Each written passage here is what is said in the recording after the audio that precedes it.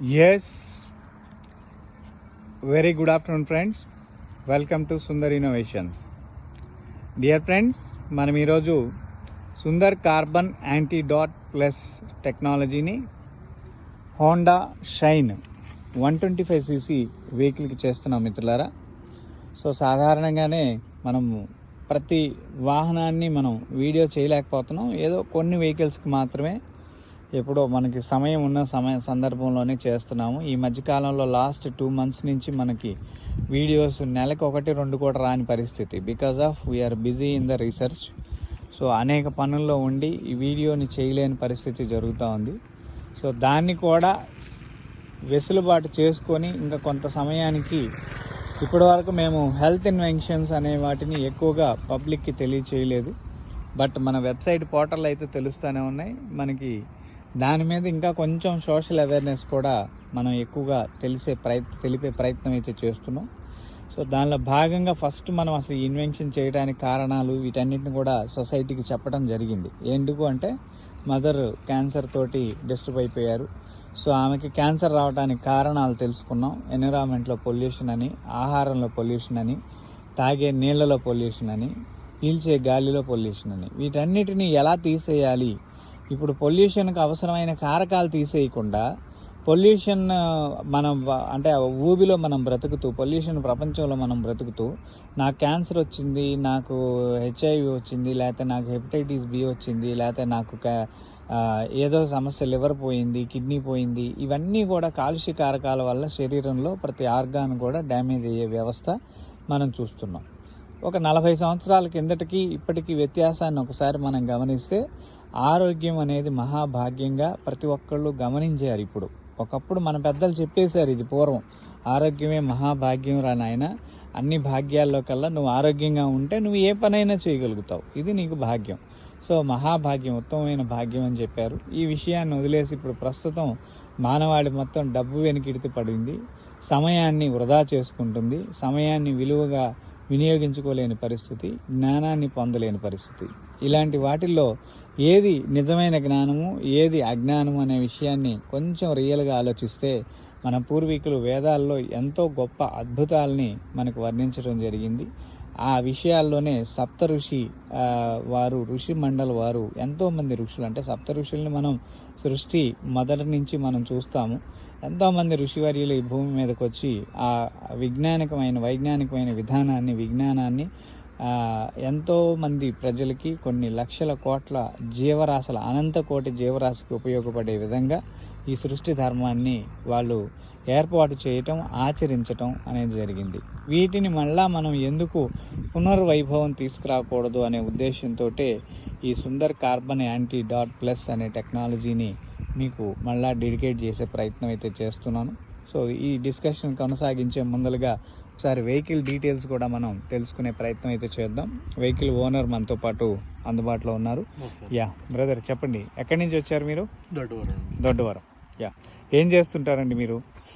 నేను చదువుకున్నది chartered accountant, right. కానీ మీకు మాదిరిగానే మా అమ్మ ఆరోగ్యపరంగా ఇబ్బంది పడి వాళ్ళు మొదటి నుంచి పనిచేసిన వాళ్ళు, ఆ ఇబ్బంది పనిచేసిన వాళ్ళకే అటువంటి ఇబ్బంది, ఇది హెల్త్ ప్రాబ్లమ్స్ వచ్చేసరికి మనకేమనిపించిందంటే ఇది ఎక్కడ ప్రాబ్లం జరుగుతుంది అన్నది. మా మదర్ ట్రీట్మెంట్ తీసుకెళ్ళినప్పుడు, హాస్పిటల్ చుట్టూ తిరిగినప్పుడు ఎక్కడ చూసినా ఒకప్పుడు సినిమా హాల్ నడిచాయి, ఇప్పుడు హాస్పిటల్ నడుస్తున్నాయి.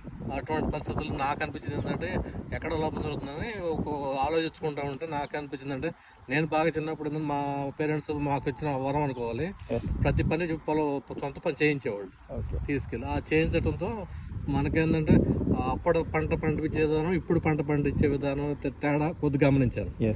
అప్పుడు ఏంటంటే ఊరక పశువులు ఎరువు తీసుకెళ్తే తోలేసేస్తే ఇక పంట పెట్టేస్తే కలుపు తీసుకోవడం ఎటువంటి పనులు చేసేవాళ్ళు తప్పితే స్ప్రే ఎత్తి కొట్టేది లేదు. బాగా అంటే తీసుకెళ్లి పొయ్యిలో బూడి తీసుకెళ్ళి చల్లేవాళ్ళు. అది గమనించాను.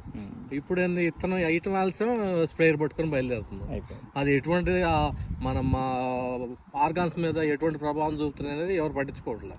ఏదో పంట పండించామని ఎన్ని కట్టలేసాము, ఎంత పండించాము క్యాలిక్యులేషన్ ఉండలేదు, కానీ పండించామా లేదా అని చూసుకుంటున్నారు. కానీ వచ్చిన ఉత్పత్తి అనేది ఎంత ఉపయోగకరంగా మనకు ఉపయోగపడుతుంది అనేది ఎవరు పట్టించుకోవట్లేదు.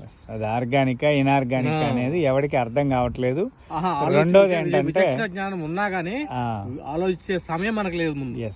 అందుకే ఈ మేధావులందరికీ చెప్పుకోవాల్సిన ఒక మాట ఏంటంటే, ఇప్పుడు మనం చిన్నపిల్లలప్పుడు కూరగాయలు తీసుకున్నాం. అవును, మన ఏ సమయంలో తీసుకున్నాం కూరగాయలు? ఇప్పుడు ఈ వర్షాకాలంలో మాత్రమే మనకు కూరగాయలు అందుబాటులో ఉండేవి. ఎండాకాలంలో ఎవడైనా కూరగాయలు తిన్నాడా? లేదు, మనకు పచ్చడిలో ఏ తినేవాళ్ళు తినలేదు. పచ్చడి, పప్పు, పులుసు, చారులు ఇయే కదా. అవును, ఇది తప్ప ఇంకొకటి లేదు. రెండోది, నీకు ఎండాకాలం వస్తుందంటేనే ఒక్కొక్క సీజన్కి ఒక్కొక్క కాయ వస్తుంది. ముందలగా ఇప్పుడు ఈ కార్తీక మాసం అయిపోగానే ఉసిరికాయ వచ్చింది. ఈ ఉసిరికాయ పచ్చడి నీకు జనవరి ఫిబ్రవరి దాకా సరిపోద్ది. ఫిబ్రవరి నుంచి నీకు మామిడికాయ వస్తూ ఉంది. మామిడికాయ పచ్చడి ఇంచుమించు మార్చి ఏప్రిల్ మే నెల దాకా అయిపోయింది. కట్ చేస్తే జూన్ జూలై కల్లా నీకు మళ్ళీ వర్షాకాలం స్టార్ట్ అయింది. కూరగాయలు ఏమిటి వచ్చేసేస్తాయి. అలాగా మన పూర్వీకులు కాలాన్ని అనుభవిస్తూ కాలంలో దొరికే ప్రతి పదార్థానికి విలువిస్తూ వాటిని తీసుకున్నారు. ఇప్పుడు మనం ఏం చేస్తున్నాం? మోడర్న్ సైన్స్ పెరిగిపోయింది. సీజనల్ ఫ్రూట్ ఎండాకాలంలో తాటి ముంజలు దొరుకుతాయా అంటే, ఇప్పుడు నాకు వానాకాలంలో కూడా తాటి ముంజలు కావాలి, నువ్వు చేయగలవా? మామిడికాయలు చూస్తున్నాను, నాకు ఏంద్ర పరిస్థితి అనిపించింది నాకు. సో ఆ కాలమానాన్ని బట్టే ఆ కాయ కూడా చెట్టు ఋతువును బట్టి మామిడి కాయలు కూడా మామిడి పళ్ళు అది ఒక వెరైటీ ఏదో ఉన్నాయి కదా, పునాసా అని ఒక వెరైటీ ఉంది. అది కాకుండా రెగ్యులర్ మామిడికాయలు మార్కెట్ లో కనిపిస్తున్నాయి. ఎస్. సో ఇది సెకండ్ క్రాప్ లో వచ్చేది. ఇలాంటి పిచ్చి అన్నీ వస్తూనే ఉంటాయి కాయలు. మనం దాన్ని ఏమి ఇది ఆలోచించాల్సిన అవసరం లేదు.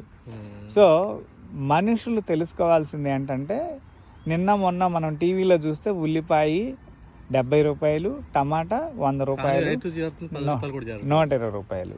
మరి ఇంత డబ్బు ఎక్కడికి వెళ్తా ఉంది? ఇప్పుడు నువ్వు ఎందుకు 100 రూపాయలు కడుతున్నావు అంటే, నువ్వు కట్టే 100 రూపాయల్లో 50 రూపాయలు మందులు, పురుగు మందులు ఉన్నాయి అనేది నీకు తెలియదా? తెలిసినా కానీ మనకు అది యూజర్గా తెలియదా? అందరూ తెలియదు. మరి ఎందుకు నువ్వు 100 రూపాయలు ఉన్నప్పుడు బ్లాక్ మార్కెట్లో ఇంకొక 20 రూపాయలు పెట్టుకునే ప్రయత్నం కూడా చేస్తున్నావు? ఎవరి తప్పిది? మన తప్పే. ఏది ఏ టైంలో తినాలో మనం ఏదైతే పోషణ చేసామో అవే రోగాలు శరీరంలో ఉద్భవిస్తాయి. శరీరం కూడా ఈ భూమి లాంటిదే. భూమికి నువ్వు మంచి వేస్తే మంచి ఇస్తుంది, చెడు వేస్తే చెడు ఇస్తుంది. ఈ శరీరం కూడా అలాంటిదే. నువ్వు ఏ విధంగా నువ్వు దాన్ని మేపావు, ఏ విధంగా దాన్ని సంప్రోక్షణ చేసుకోగలిగావు అనేది ఇక్కడ ఇంపార్టెంట్. ఇది సమాజానికి తెలియట్లా. దాని ఎగ్జాంపులే మనం ఈ బండికి వద్దాం. పెట్రోలు ఏం పెట్రోల్ పోస్తున్నాం అందరమే, అన్నీ గవర్నమెంటెడ్ సర్టిఫికేటెడే, అన్ని క్వాలిటీసే. అన్ని క్వాలిటీ పెట్రోలు, అన్ని వాల్యూస్ అయినప్పుడు పెట్రోల్లో మనకి ఎన్ని కల్తీలు జరుగుతూ ఉన్నాయి? పబ్లిక్గా ఎంతమంది దాని మీద టార్చర్ అనుభవిస్తున్నారు? అంటే నువ్వు కల్తీ చేస్తే వాహనం చెడిపోతుందనే కదా దాని అర్థం. గవర్నమెంట్ ఎందుకు తీసుకుంది ఆ విధానాన్ని?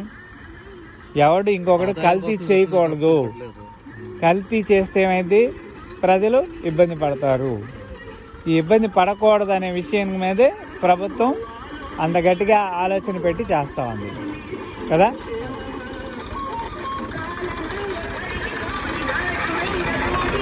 ఈ విధానాన్ని సమాజం ఎవరు అర్థం చేసుకుంటున్నారు?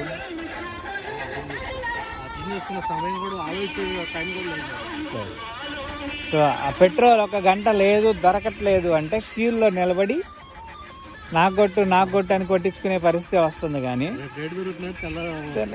క్యూలో పెడుతుంది అంటే డిమాండ్, ప్రతిదీ డిమాండ్. ఈ డిమాండ్ అనేది పెరగడం చేతే మనిషి దాని పట్ల అశ్రద్ధ వహిస్తున్నాడు. నాకెందుకులే వచ్చిన గొడవ, వాడెవడో మాట్లాడుకుంటాడులే. అదే కాదు, ఇప్పుడు మనం నేను ఇక్కడ ఈ ఏరియాకి వచ్చినాక గమనించింది పాడి పాలు. ఆ పాలు ఎవరైతే ఇక్కడ డైరీ ఫామ్ మెయింటైన్ చేసే వాళ్ళే, వాళ్ళు వాటి పాలు తాగరు. వాళ్ళ కోసం ప్రత్యేకంగా ఒక దాని పక్కన మేపుకుంటారు. వాళ్ళ వరకు సపరేట్ గా మేపుకుంటారు. మళ్ళీ తీరా వెళ్తే ఎక్కడికి వెళ్తుంది? వాళ్ళ అన్న వాళ్ళ తమ్ముడు టౌన్ లో ఉంటాడు, వాడి కేంద్రం దగ్గరికి వాడు వెళ్ళి ఆ ప్యాకెటే కొంటాడు. ఆ పాలే కొనాలి. ఈడి వరకు తాకడే నీ కానీ నోటు నేను, నా నోటు నువ్వు, విష్ణు పెట్టు. కుటుంబంలోనే ఆ, ఇది పక్కనోడి సంగతి తీసి అదే అదే. కుటుంబంలోనే. రెండోది ఇంకో గొప్ప విషయం ఏంటంటే ఈరోజు పల్లెటూరులో ఒకప్పుడు ఒక 500-600 ఇంటికి 2-3 పశువులు లెక్కన ఒక 1000 పశువులు పైన ఉండేవి.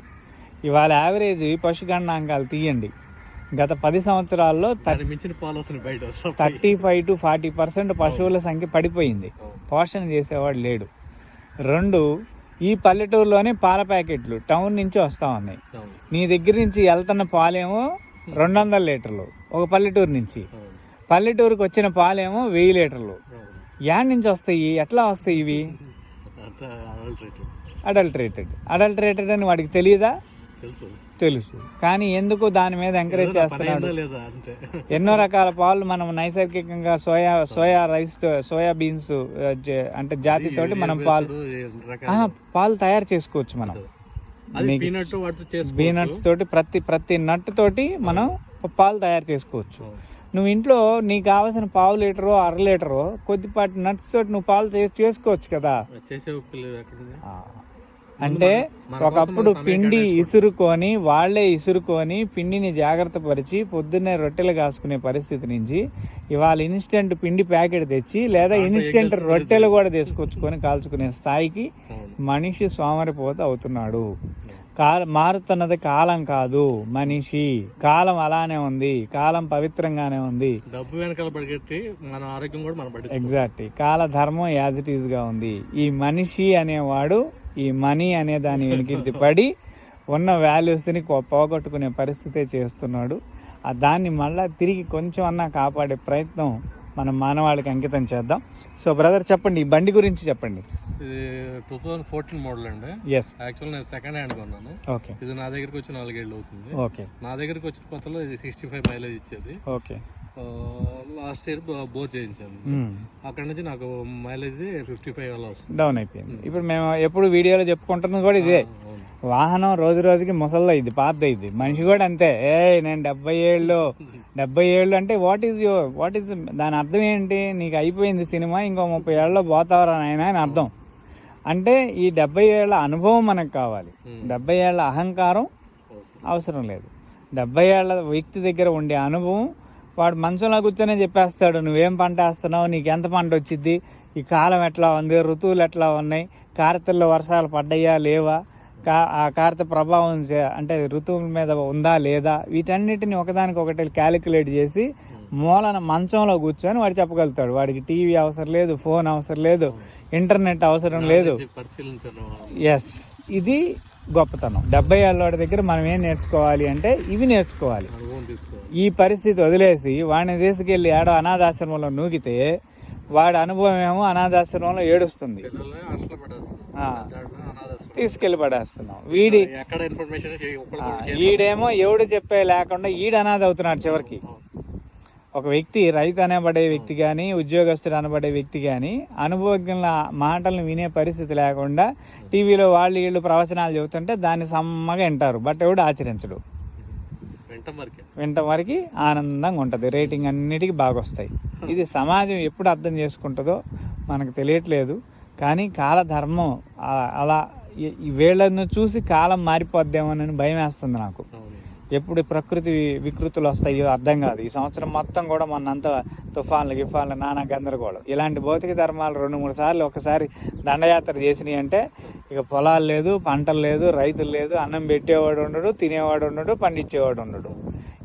ఈ ధర్మాన్ని రాకుండా గ్లోబల్ వార్మింగ్ అనే దాన్ని పెరగకుండా మనం తగ్గించే ప్రయత్నం చేస్తున్నాం. సో అదేవిధంగా ఇక్కడ ఈ వెహికల్ కూడా ఎందుకు 50 మైలేజ్కి దిగిపోయింది అనే దానికి అర్థం ఏంటంటే ఇంజన్ మనం బోర్ చేయించినప్పుడు బోర్లో జరిగే ఫంక్షనాలిటీ 100% ఫైరింగ్ జరగటం లేదు, మిస్ ఫైరింగ్ జరుగుతుంది. దానికి ఇంజన్ ట్యూనింగ్ అనేది ఒక క్యాలిక్యులేషను.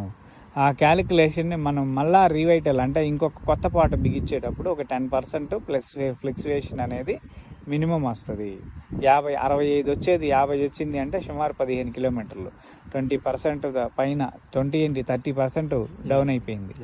ఈ 30%ని మళ్ళీ తిరిగి రీఎన్హాన్స్మెంట్ చేస్తూ ఇంకా ఇంజన్లో ఉండే పెట్రోలు, మిగతా పెట్రోల్, బయటికి వెళ్ళే పెట్రోల్ని మళ్ళీ 100% ఫైర్ చేస్తూ మీ మైలేజ్ని మీకు అందించే విధానమే ఇప్పుడు మనం అందిస్తున్న టెక్నాలజీ. ఒకసారి వెహికల్ స్టార్ట్ చేయండి, మీకు పూర్తిగా అర్థమవుతుంది.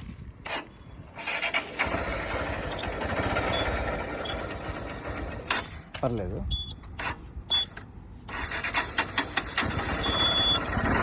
ఇక్కడికి వచ్చి స్మెల్ చెక్ చేయండి.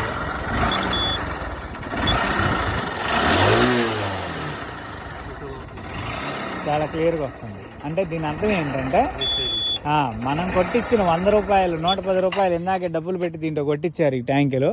ఈ ట్యాంకులో నుంచి బయటికి వెళ్ళి గాలిలోకి వెళ్ళిపోతా ఉంది. ఇది మండట్లా, పూర్తిగా మండట్లా. ఈ సౌలభ్యం ఇది తయారు చేసిన వాడికి తెలియదా అంటే తెలుసు. మరి ఎందుకు మనకి ఎలాంటి మెటీరియల్ ఇచ్చాడు అంటే అది మీరు అర్థం చేసుకోవాలి, సమాజం అర్థం చేసుకోవాలి. దాని మీద మనం ఏం మాట్లాడలేం, నో కామెంట్. ఏదైతే ARI, automotive research association India కూడా చెప్తున్న మాట కూడా ఇదే. 28.2% పెట్రోల్ ఫైర్ అవుతా ఉంది, యాక్యురేటెడ్ ఫైరింగు. రిమైనింగ్ అంతా కూడా ఎగ్జాస్ట్ అవుతుంది. 72 రూపాయల పెట్రోలు, ప్రతి 100 రూపాయలకి 72 రూపాయల పెట్రోలు వెళ్ళిపోతా ఉంది. ఇదే ఇంట్లో బూడిదని కూడా నువ్వు మళ్ళీ తిరిగి మండించుకునే ప్రయత్నం చేస్తున్నావుగా. పాత బూడిద అక్కడ పెడితేనే కొంచెం నీకు తొందరగా వచ్చేది. పొయ్యిలో బూడిద కంప్లీట్గా గోకేస్తే పొయ్యి మండదు. ఆ బూడిదని కూడా కొద్దిగా అక్కడ ఉంటే అది రప్చర్, దాని ఆ వేడిని వాతావరణాన్ని కలిగిస్తుంది.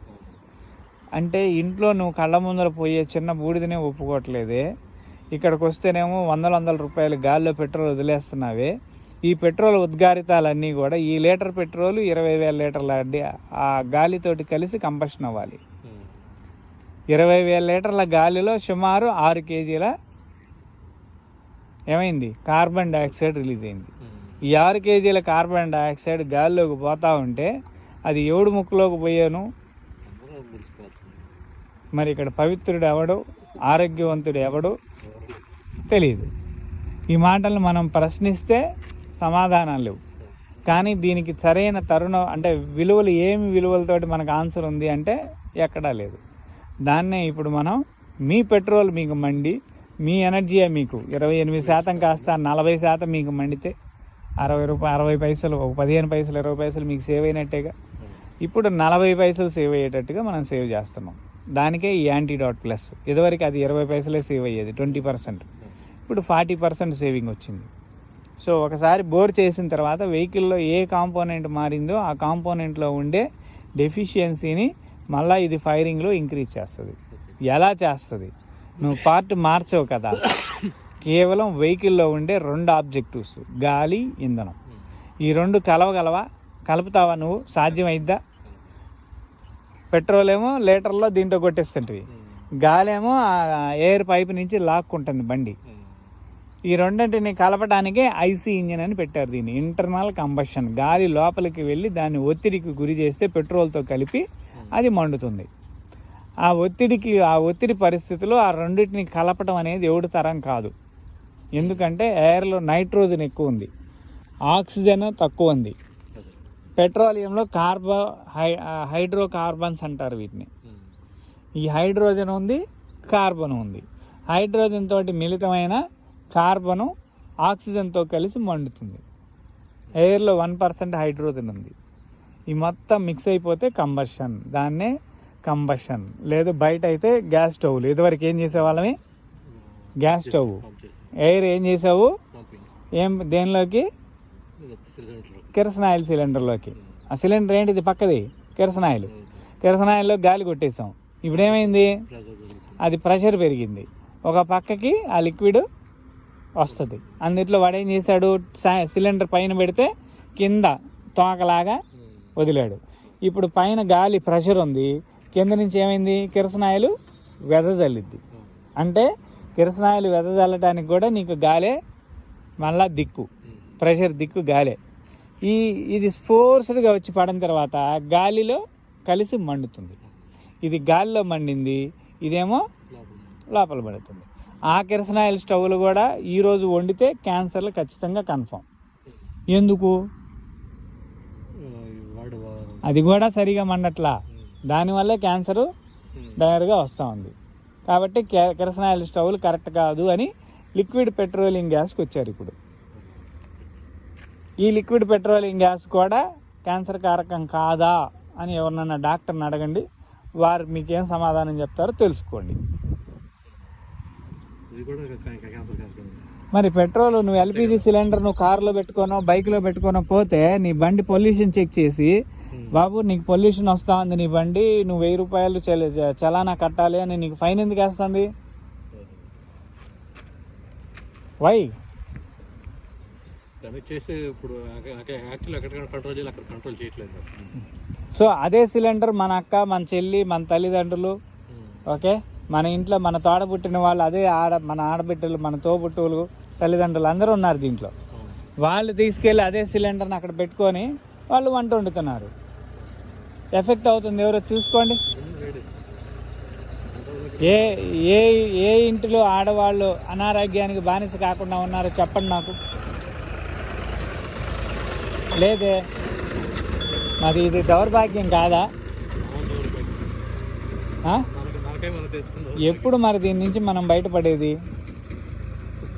ఎన్ని కోట్లు సంపాదిస్తే ఏం ఉపయోగం? ఒక అనారోగ్యం చెంతన చేరినప్పుడు కోవిడ్ టైంలో ఎంతమంది డబ్బులు తీసుకెళ్ళినా బతికొచ్చారు బయటకి. వాటి డబ్బులు ఆడనే ఉన్నాయి. ఇప్పుడు పెద్ద పెద్ద వాళ్ళు కూడా ఇన్స్టిట్యూషన్స్ పెట్టారు, హెల్త్ ఇన్స్టిట్యూషన్స్, బట్ వాళ్ళని కాపాడలేకపోయినాయి.